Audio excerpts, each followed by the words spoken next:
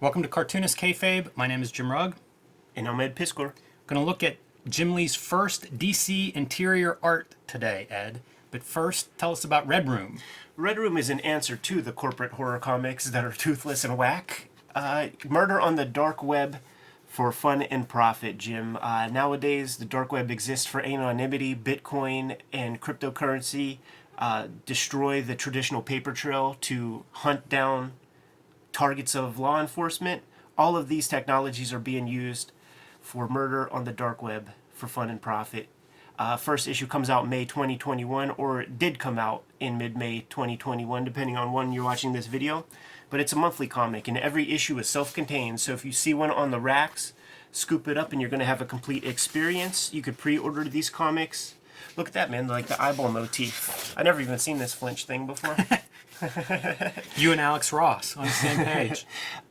You can pre-order these comics directly from Fantagraphics at my link tree in the description below. If you want to read these comics ahead of time, you can hit up my Patreon, patreon.com/edpiscor. $3 get you the complete archive. I put up new strips every Tuesday. There are more than 100 pages up there right now, and that is the equivalent of more than 3 issues. You can join me on patreon.com where you can see how I make comics. You can see a lot of my original art and notes on what I'm doing. And right now I'm going to show off a couple of pages from my American Cult Manson family story. This is one that I do showcase on my Patreon, some of the behind the scenes process of this. And as you can imagine, American Cult, it's about various cults throughout the history of the United States.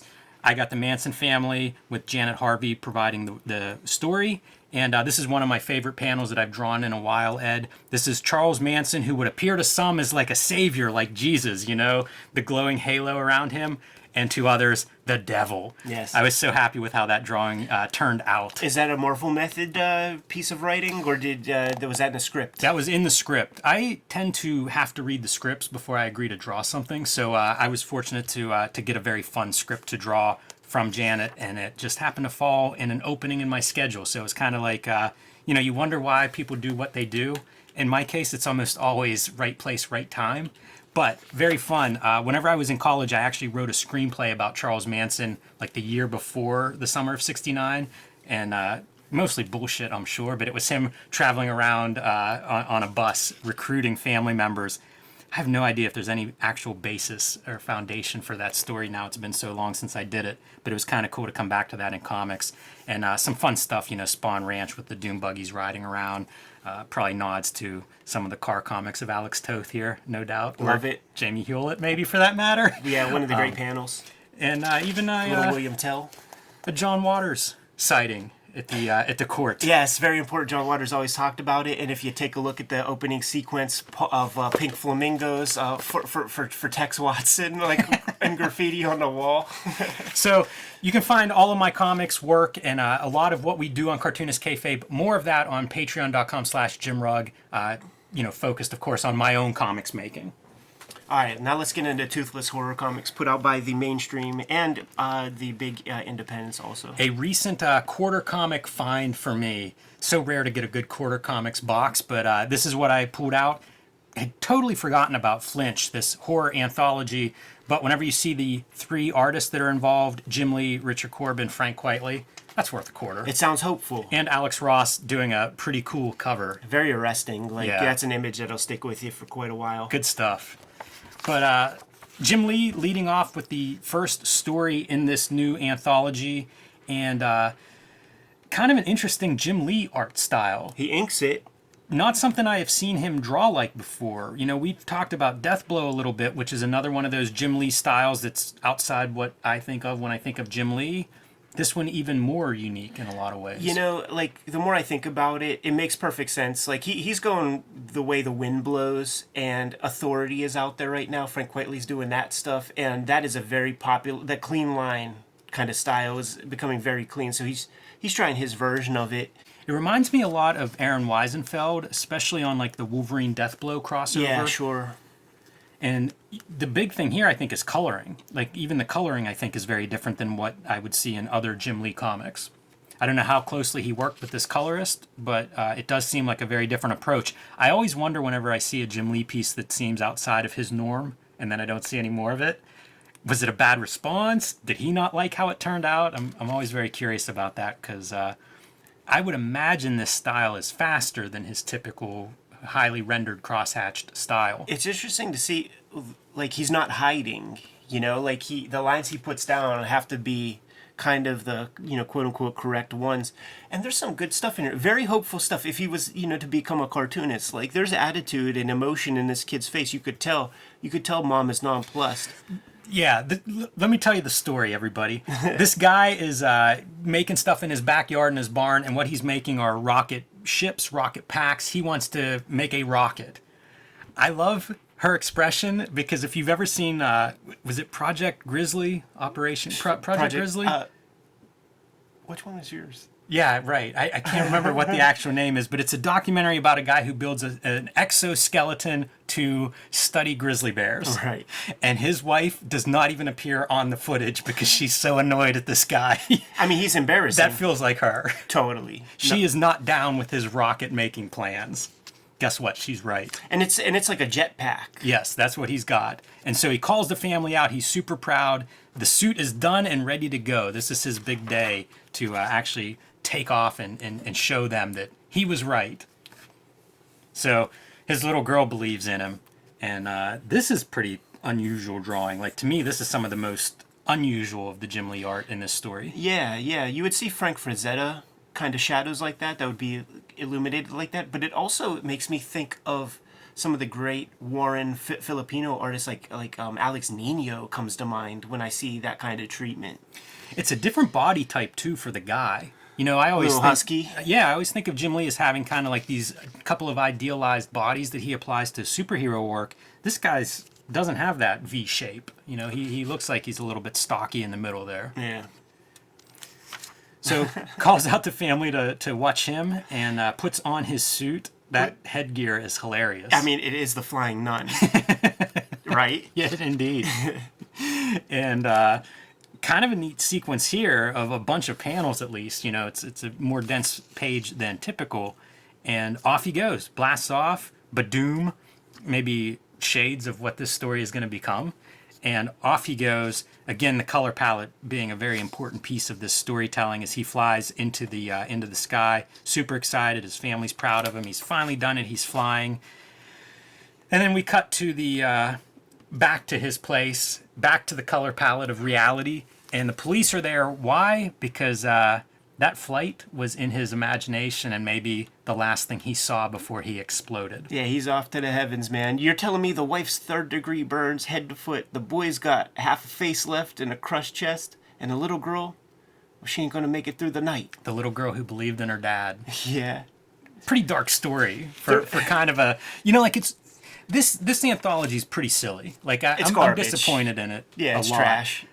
It's horrendous, the idea that his family just is destroyed because of his whatever this is.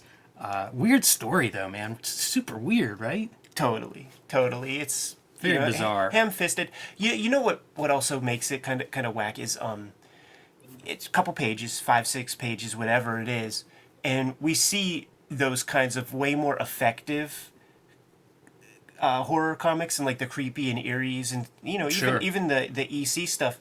They're able within that same amount of pages to give you a little bit more stakes, to actually have a tiny bit more of investment in the characters who you're going to obliterate.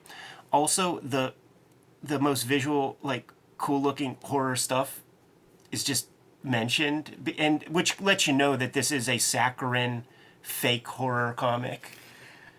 All that said, I wish Jim Lee would have done like a dozen stories in this style and like really get to know this style and play with it. Me too. Because I'm sure it's faster than his normal thing. Yeah. And maybe less precious. A lot comes out of that kind of thing of like faster. And I wish he would have explored this in order to explore some of the benefits of turning out less meticulous, faster artwork.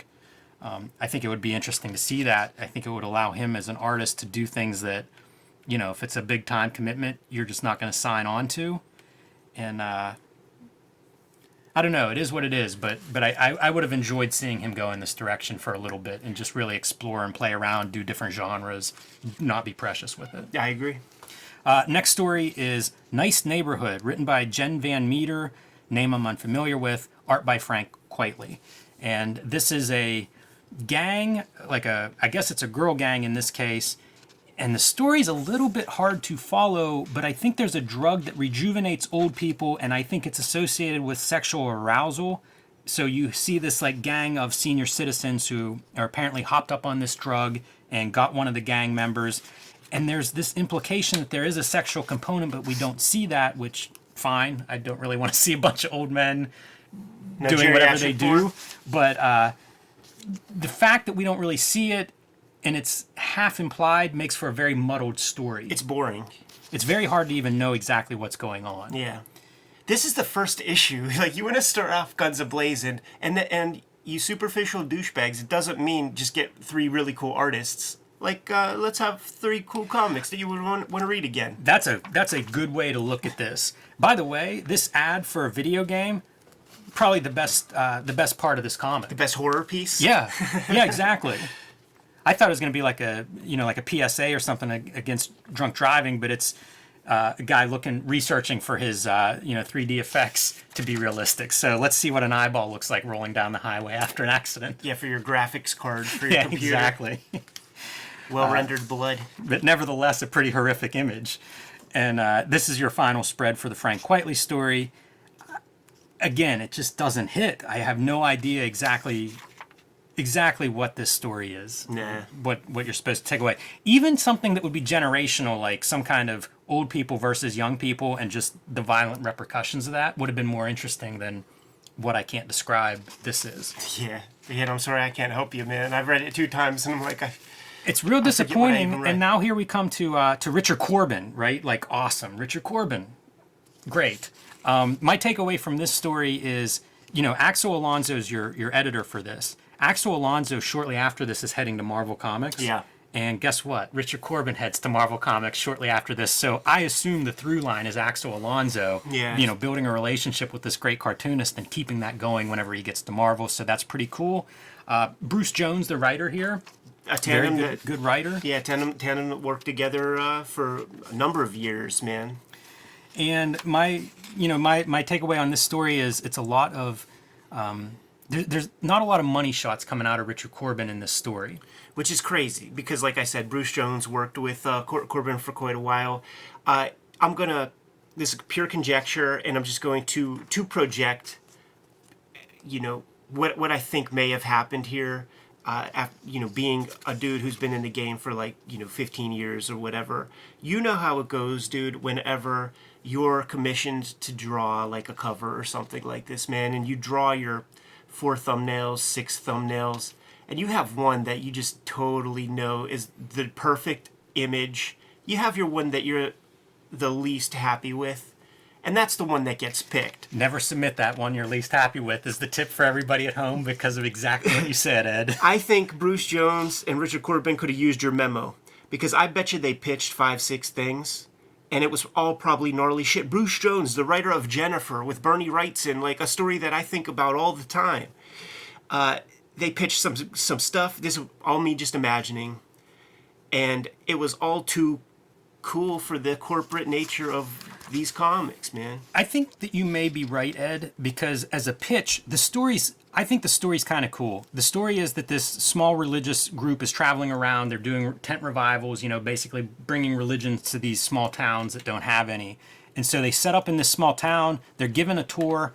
And this area is the old. They have almost like a human zoo in this little tiny backwoods town, and this is where the dog fighting used to be. They now have a wolf girl. It's almost like a freak show. You can go and see. What happens is she seduces the preacher. The preacher's top disciple kind of turns on him, and as their revival tent is coming to life, one night it's empty, and he gets lured into the wolf girl tent. And again, you can see not an exciting page. So he shows up, to try to figure out what's going on and gets seduced by this wolf girl. His disciple is there, and pretty soon it's human dog fighting, and we see where that congregation is. They are all watching this. And I think they're even bitten, which would be sacrilegious. Yes, and the next move is to let loose the rest of that zoo that they have, including the bears and the different animals, let loose on this revival crew that has come through. So that's the town's entertainment, is seeing this preacher and his followers eaten and fed to their zoo. But I don't know. It kind of sounds cool. There are some interesting ideas, but visually, I just don't see it. It doesn't. There's no real great money shot. There's nothing. When I think of Corben, I'm not walking away from this story being like, man, that one page, I'll remember that one. So, a little bit disappointed in that. Flinch ran for a while. I ended up picking up several issues of this, and it is great artists like throughout all the issues that I got. So it's kind of cool to see that.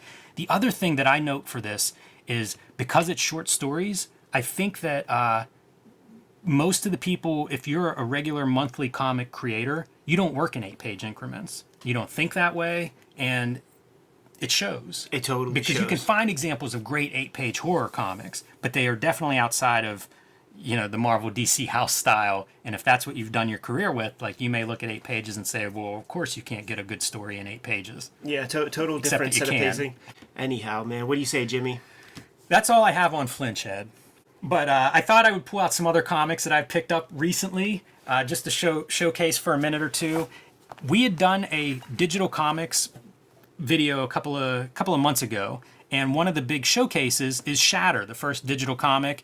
I mentioned that there was a black and white Planet Lair edition of this, and I thought it might look really good because if you know Shatter, it's all digital except the coloring. And I thought, yeah, let's pull back the remove the coloring and let's see just the digital. So I was lucky to find one of these, and then I got into a little correspondence with Larry Young, the publisher, and some of the interesting tidbits that he gave me about this.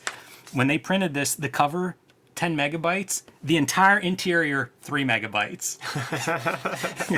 Real funny to me. The entire interior. All of it, yeah, like 150 pages, 3 megabytes. And then you think about it, right? It's like, you could probably count the bytes. It's all bitmap art too, right. And pretty sparse. So I really like that, and had a lot of fun going through this. I think it looks amazing in black and white. I feel validated by my desire to find this in black and white. Really looks awesome. Fun comic too. I actually think this holds up. Look at that drawing; it's so strange. But then Chris Pitzer, Ad House publisher, sent me this comics interview. This is clearly in the Shatter time frame. Mike's signs, you could mispronounce it as science, which is kind of cool. That's mentioned in the interview. But he goes through and talks about the specifics of how he creates a page. Basically walks through the program he was using. It wasn't just Mac Paint? I can't remember if it was Mac Paint. It was something basic like that. This is way before anything like Photoshop is on anyone's mind. But he goes through and he talks about like some of these patterns and things and how, that's part of the process that he can do. Like he's showing off all the things that you can do digitally that he thinks are advantageous because he's coming from a commercial art background and a very successful one. Like he does traditional media in Epic Illustrated, for example. So he went to school for that and knew that stuff. When he got the digital access, he's now, able to use it at its fullest and to compare it to traditional media and the advantages. And he points out like, these different patterns that he has access to, which are the equivalent of like screen tones, right, if you're working on paper. And I flagged this panel just because Uno Morales is one of my favorite current digital artists. And I think that panel that could be an Uno Morales panel. Yeah, several of these panels that I saw in here. And it's the same thing. Like, see, like when we talk about DPI, like it's like 20 DPI. Yeah, it's really low res, but the nice thing with this edition is they're not anti-aliased, like they're sharp. We're getting into our dominatrix, Mike Sain's fetish artwork.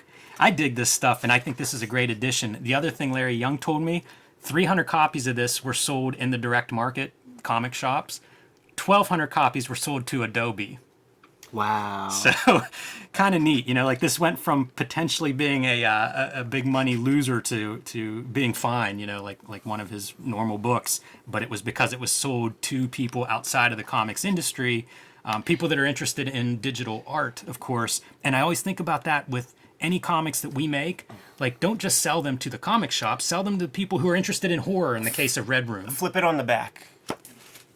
Yeah. Got a Boing Boing connection right there, right? And whenever I was putting WYSIWYG together, same deal. Like, I self-published that stuff. Maybe a few 5, 10 hip shops bought copies off of me to put into their comic shop based on Boing Boing reviews to people who were, like, hip to the tech landscape. tens of thousands of copies. I would wake up the next day after a Cory Doctorow or Mark Frauenfelder Boing Boing review and have $10,000 in my PayPal. So like there is a wider audience out there.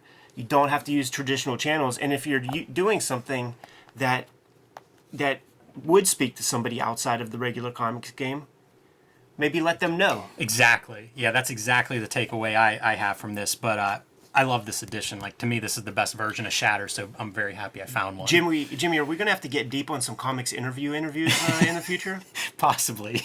Well, right now, let's bounce, dude. Yes. Kayfabers, like, follow, subscribe to the YouTube channel. Hit the bell. We'll notify you when new vids are available. What you got, man? Join me on patreon.com/JimRugg, where you can find my out-of-print, hard-to-find zines and mini-comics. You can see a lot of my original art, sketches, and how I make comics. Patreon.com/JimRugg. Patreon.com/EdPiscor is where you could read the Red Room comics ahead of time. $3 will get you the archive. I have 100 plus pages up there right now, which is the equivalent of more than 3 issues. New pages every Tuesday, and pre-order or order Red Room comics. They're going to be coming out on a monthly basis in May 2021. Ultimately, there will be 13 issues at the very, very least, but you guys have created a hit comic for me, so maybe I'll keep that stuff going. Links in my link tree in the description below for all that stuff. Subscribe to the Cartoonist Kayfabe e-newsletter at the links below this video to keep up with everything we have coming up and coming out in 2021. You can also find Cartoonist Kayfabe t-shirts and merchandise at the links below this video. Give them one more set of marching orders, Jimmy. We're going to be on our way. Read more comics.